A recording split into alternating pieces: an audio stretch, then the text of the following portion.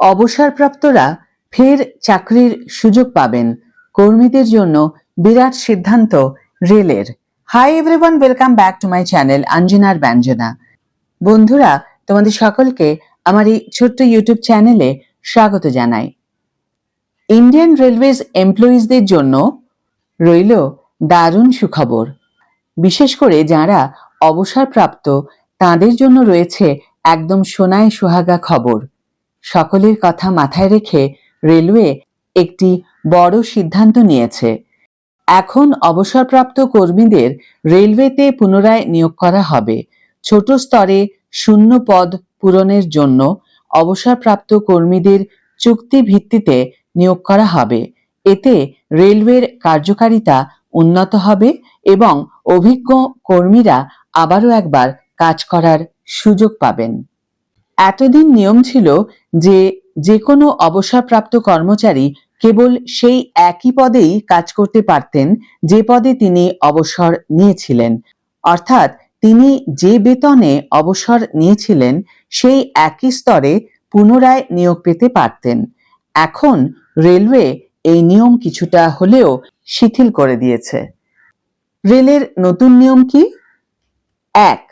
অবসরপ্রাপ্ত কর্মচারীদের বেতন স্তর 1 থেকে বেতন স্তর 9 পর্যন্ত শূন্য পদে পুনঃনিয়োগ করা যেতে পারে। 2.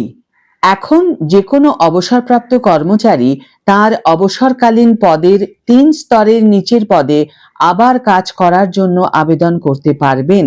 উদাহরণস্বরূপ, যদি কোনো কর্মচারী বেতন স্তর 6 থেকে অবসর গ্রহণ করেন, তাহলে তাকে স্তর 6, স্তর 5, স্তর 4 এবং স্তর 3 পর্যন্ত পদের জন্য নিয়োগ করা হতে পারে।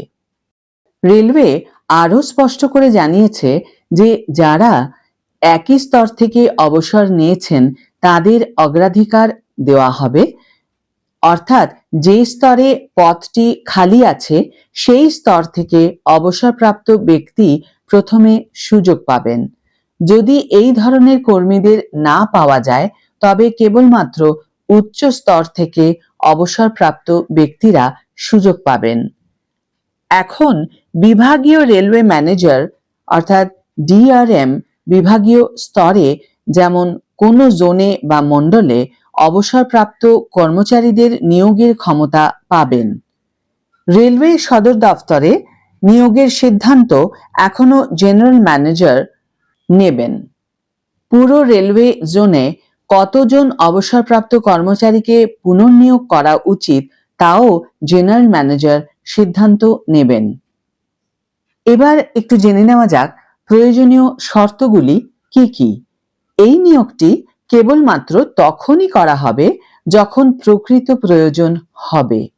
পুঙ্খানুপুঙ্খ তদন্ত এবং বিবেচনার পরেই অবসরপ্রাপ্ত কর্মীদের ফিরিয়ে নেওয়া হবে। এই নতুন নিয়ম জারির তারিখ থেকে কার্যকর হবে। রেলওয়ে বোর্ডের অনুমোদন এবং অর্থ বিভাগের সম্মতিতে এই আদেশ জারি করা হয়েছে। আজকের ভিডিও এখানেই শেষ করছি বন্ধুরা। ভিডিওটি যদি তোমাদের কাছে কার্যকর বলে মনে হয়ে থাকে তাহলে অবশ্যই একটা ছোট্ট করে লাইক দিও, শেয়ার করো বন্ধুদের সাথে, কমেন্ট করে জানিও তোমাদের মতামত। যারা এখনো আমার চ্যানেলটিকে সাবস্ক্রাইব করোনি তারা অবশ্যই চ্যানেলটিকে সাবস্ক্রাইব করে আমার পাশে থেকো, আর যারা অলরেডি সাবস্ক্রাইব করে দিয়েছো তাদের জন্য আমার অনেক ভালোবাসা এবং অনেক ধন্যবাদ। আজ তাহলে বিদায় বন্ধু, দেখা হবে পরের ভিডিওতে। ভালো থেকো, সুস্থ থেকো, সঙ্গে থেকো।